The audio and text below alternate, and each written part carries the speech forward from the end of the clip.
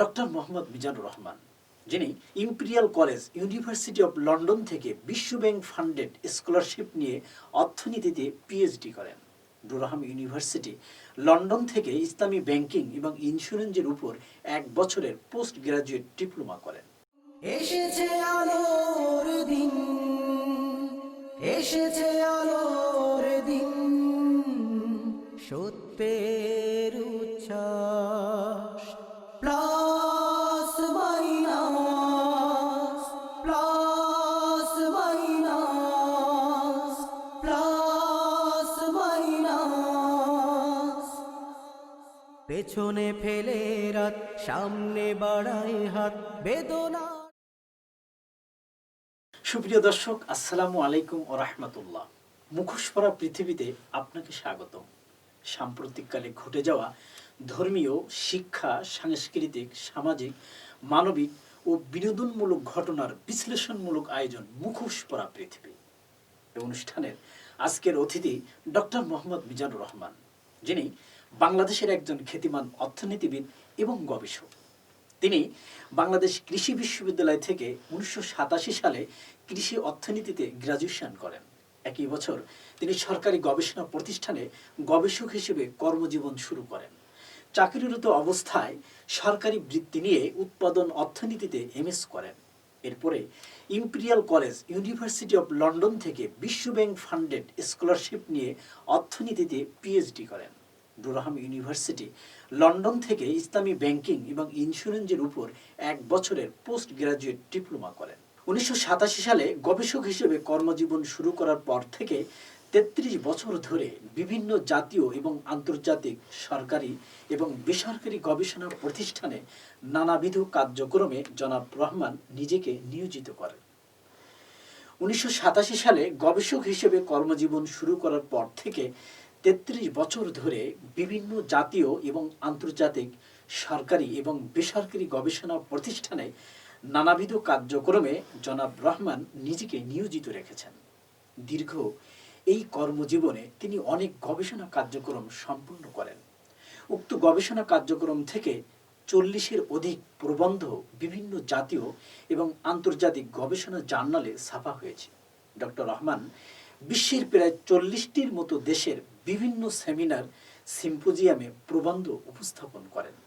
দেশীয় অনেক জাতীয় সেমিনারেও তিনি অনেক প্রবন্ধ উপস্থাপন করেন। তার লেখা 5টা গবেষণাধর্মী বই জার্মান থেকে ছাপা হয়েছে। এছাড়াও দেশে তার 2টি বই ছাপা হয়েছে। ডক্টর মোহাম্মদ মিজানুর রহমান 2টি জার্নালের অ্যাসোসিয়েট এডিটর এবং অনেক জাতীয় এবং আন্তর্জাতিক জার্নালের প্রবন্ধ রিভিউ করেন।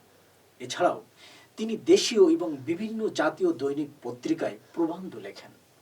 ডক্টর রহমান বিভিন্ন প্রফেশনাল এবং সামাজিক সোসাইটি যেমন অর্থনীতি সমিতি, কৃষি অর্থনীতিবিদ সমিতি, কৃষিবিদ সমিতি, স্কুল অ্যালামনাই অ্যাসোসিয়েশন, বিশ্ববিদ্যালয় অ্যালামনাই অ্যাসোসিয়েশনের আজীবন সদস্য এবং এর অনেকগুলো কার্যক্রমে সক্রিয় ভূমিকা রাখেন। হ্যাঁ দর্শক, তিনি মুখোশ পরা পৃথিবীতে নিয়মিত আসবেন, কথা বলবেন সমসাময়িক বিভিন্ন বিষয় নিয়ে। আজ তিনি এসেছেন মানুষের মুখে মুখোশ এ বিষয়ে কথা বলতে। আসুন আমরা তার সাথেই থাকি। প্রিয় শ্রোতাবৃন্দ, আসসালামু আলাইকুম ওয়া রাহমাতুল্লাহি ওয়া বারাকাতুহু। আশা করি আপনারা যে যেখানে আছেন আল্লাহ ভালো রেখেছেন। সংক্ষেপে আমার পরিচয় আপনারা ইতিমধ্যে শুনেছেন। ধন্যবাদ আজকের প্রোগ্রামের উপস্থাপক এবং আয়োজকদেরকে। পৃথিবী এবং দেশের বর্তমান পরিস্থিতি নিয়ে কিছু আলোচনা রাখার চিন্তা করছিলাম বেশ কিছুদিন যাবতেই। মূলত বিক্ষিপ্ত আলোচনা না করে কোনো একটি বিষয়ে ধারাবাহিকভাবে আলোচনা করার পরিকল্পনা করি। সে মাফিক মুখোশ পরা পৃথিবী শিরোনামে ধারাবাহিকভাবে আপাতত আলোচনা করার সিদ্ধান্ত গ্রহণ করেছি। প্রিয় শ্রোতাবৃন্দ, মুখোশ পরার 2 ধরনের অর্থ আমি চিন্তা করেছি। প্রথমত, মুখোশ পরা অর্থ আত্মগোপন করা, পরিচয় লুকিয়ে রাখা অথবা আত্মরক্ষা করার চেষ্টা করা। বিশ্বের বলতে গেলে সকল মানুষের মুখে এখন মুখোশ। এই মুখোশ পরেছে তারা মহামারী করোনা ভাইরাসের কারণে।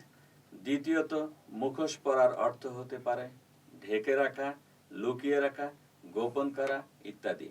একটু কঠিন করে বললে ইসলামী পরিভাষায় এটাকে মোনাফিকিও বলে। আজকের আলোচনা পৃথিবীর মানুষের মুখে মুখোশ এই বিষয়ে। বিশ্বের মানুষ মুখোশ পরে আছে মহামারী করোনা ভাইরাস থেকে আত্মরক্ষার জন্য। এই রোগের কারণে যে ভীতি, যে শঙ্কা এবং অনিশ্চয়তার সৃষ্টি হয়েছে তা এর আগে কখনো কোনো কারণে সৃষ্টি হয়নি। বিশ্বব্যাপী কোনো রোগ এভাবে কখনো আত্মপ্রকাশ করেছে বলে জানা যায় না। এই একটিমাত্র রোগ যার কোনো প্রতিষেধক বিজ্ঞানীরা এখনো আবিষ্কার করতে পারেননি। আবার এই রোগ এমনিতেই সেরে যাচ্ছে সাধারণ রোগের চিকিৎসায়। প্রশ্ন উঠতে পারে কেন এই রোগ হচ্ছে এবং এর থেকে বাঁচবারই বা উপায় কি? এই প্রশ্নগুলো নানা জবাব বিভিন্ন দিক থেকে আসছে।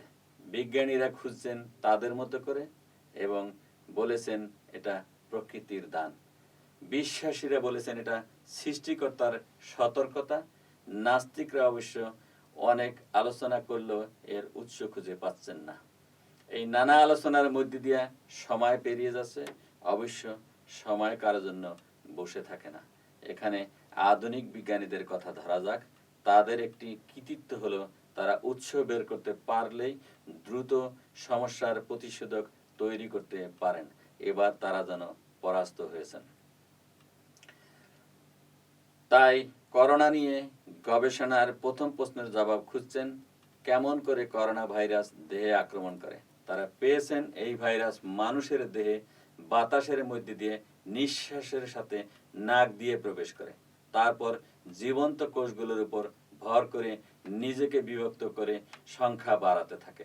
প্রথমে আক্রমণ করে ফুসফুসকে, সেই সাথে দেহের অন্যান্য কোষকে অসুস্থ বানাতে থাকে।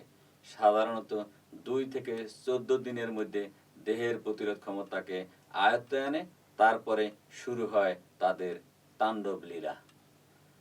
প্রিয় শ্রোতাবৃন্দ, করোনা ভাইরাসের উপসর্গ এবং কিভাবে ছড়ায় সে বিষয়ে আমরা ইতিমধ্যে অনেক কিছুই জেনেছি। তবুও ধারাবাহিকভাবে আলোচনার সুবিধার্থে কিছুটা পুনরাবৃত্তি করতে হচ্ছে। করোনা আক্রান্ত ব্যক্তি হাঁচি কাশি দিলে ওই ভাইরাসগুলো বাতাসে ভেসে যায় অথবা থুতু ফেললে সেখানে অবস্থান করে। কোনো সুস্থ ব্যক্তি এর সংস্পর্শে এলে এই ভাইরাসগুলো নাক দিয়ে ঢুকে প্রথমে গলায় অবস্থান নেয়। এছাড়া এরা চোখেও অবস্থান করতে পারে। পরে উপসর্গ হিসাবে উপস্থিত হয় জ্বর, কাশি, নিঃশ্বাস নিতে কষ্ট, দুর্বলতা, শরীরে ব্যথা, মাথা ধরা, খাবারে বিস্বাদ, গন্ধ ও ডায়রিয়া। এটি যেহেতু গলার কোষে ভর করে তাই এরা দেহের গভীরে প্রবেশ করে সহজেই। এদিকে সাধারণ সর্দি কাশির চেয়ে এর আক্রমণের ব্যাপকতা থাকে অনেক বেশি। ফলে নিউমোনিয়া সহ নানা রোগ সহজেই দেহ দখল করে। 5 থেকে 8 দিনের মধ্যে উপসর্গগুলো প্রকাশ পেতে থাকে। তার মধ্যে সবচেয়ে কষ্টকর ও ভয়ঙ্কর হলো শ্বাস প্রশ্বাসের কষ্ট। একে বলে অ্যাকিউট রেসপিরেটরি ডিস্ট্রেস সিনড্রোম। নিঃশ্বাস নিতে কষ্ট হলে ভেন্টিলেটর মেশিন ব্যবহার করে নিঃশ্বাস প্রশ্বাস চালু রাখার চেষ্টা করা হয়। কখনো কখনো অ্যাকিউট রেসপিরেটরি ডিস্ট্রেস সিনড্রোমের কারণে ফুসফুসে ফ্লুইড জমা হতে থাকে এবং দেহে অক্সিজেন সরবরাহ বন্ধ হতে থাকে। ফলে কিডনি সহ নানা অঙ্গ অচল হতে থাকে। প্রিয় বন্ধুরা, ভাইরাসটি কয়েক ঘন্টা থেকে কয়েক দিন পর্যন্ত বেঁচে থাকে পরিবেশ অনুসারে। যেমন দরজার খিল, গয়না বা রূপার বাসনের উপরে 5 দিন, ফার্নিচার এবং ডেকের উপরে 4 দিন, প্যাকেট দুধের বাসনের উপরে 2 থেকে 3 দিন, বাজারের ব্যাগের উপরে 24 ঘন্টা, চায়ের কেটলি, রান্নার বাসনে 2 থেকে 4 ঘন্টা পর্যন্ত, পানির গ্লাসে 2 থেকে 8 ঘন্টা এবং অ্যালুমিনিয়ামের প্রস্তুত বোতল থালাতে 2 থেকে 8 ঘন্টা। কাঁচের গ্লাস, জানালা ও মাপযন্ত্রে 5 দিন পর্যন্ত বেঁচে থাকে। সাধারণত কাগজের উপরে করোনা ভাইরাসের কিছু অংশ মাত্র কয়েক মিনিট বাঁচে। খাদ্যের মধ্যে দিয়ে ভাইরাসের প্রসার দেখা যায় না। তবুও বিজ্ঞানীরা বলেন শাকসবজি ভালো করে ধুয়ে খাওয়া ভালো। বিজ্ঞানীরা বলেছেন মহামারী থেকে বাঁচতে হলে বাড়ির মেঝে সহ অন্যান্য সমস্ত আসবাবপত্রের উপর স্প্রে করা উচিত। বিশেষ করে বাজার থেকে কোনো কিছু বয়ে আনলে হাত অন্তত 20 সেকেন্ড সাবান দিয়ে ধোয়া উচিত।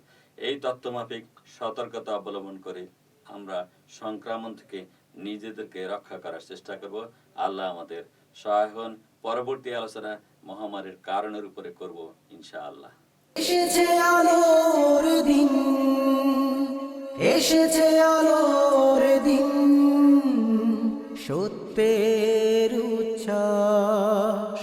Plus minus, plus minus, plus minus.